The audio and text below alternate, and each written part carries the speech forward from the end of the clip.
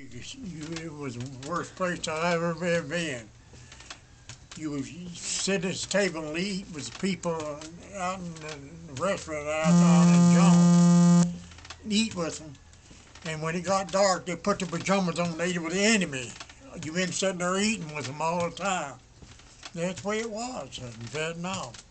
And it got so bad there in Vietnam when they dropped me off in a place I was going to Ho Chi Minh Trail there, and they dropped me off at a place there, and the helicopter did, and said there'd be a bus or something that'd pick you up, a driver or something, pick you up at this place there, the stopover. Well, I was waiting there all evening. Here come a Jeep along there with a soldier in it, and he says, "Where you heading for?" And I told him. He said, "Well, there won't be no more things by here. Just the enemy be here in a little bit. You better get in here. We'll take you out to my base." And took me out to the base out there, and they got shelled that night out there. We almost got killed there in Vietnam. I said I was lucky. Well, I got reported back in there to Vietnam. They told me, I said, where and they said, "We'll have you in this place here, put you in charge," or put me in charge of the brig. And when I was in charge of the brig, and they bring some drunks in, and I asked the show patrol and the MP, "What you doing with these guys?" I said, "Drunk." I said, "Let them go." We said, "We can't let them go." Chief said, we got them for disorderly and everything. And I said, "Well, if I'm the chief here in charge," I said, "Let them go, let them go." Well, they let them go, and wound up, when it got dark, the enemy came out. And on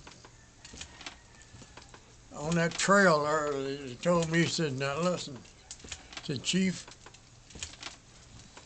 this place here is bad here, so you better watch it here. Says, when they come up here after us, we'll have to take whatever comes along. We'll have to take all remedies to settle it." I said, "All right." Well,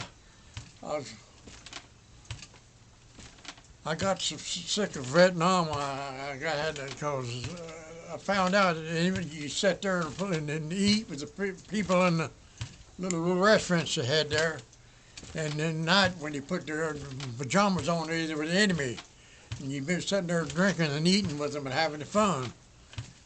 I said I got tired of that place, and I got away from there. But how I got to Vietnam was like I said, I reported to Naval Air Station. I was stationed in Washington, D.C. then, and I reported to, I asked them in Washington to send me to California, and they said, "We'll send you as close as we can get," and they sent me to Fallon Naval Air Station, Fallon, Nevada. When I got there, two old chiefs were in the club there, and I walked in the Chiefs Club, have a beer. They said, "Where'd you come from?" I said, "Washington." They said, "You won't like it here." I said, "If I don't like it, I'll leave." They said, "You can't leave here. There ain't no way you can get away from here. We've been here 3 years." I said, "You watch me." About 3 or 4 days later, I walked back by there and then stopped at the Chiefs Club, have a beer, had my orders with me, and the chief said, "What you got?" I said, "Got orders." He said, "What do you mean your orders?"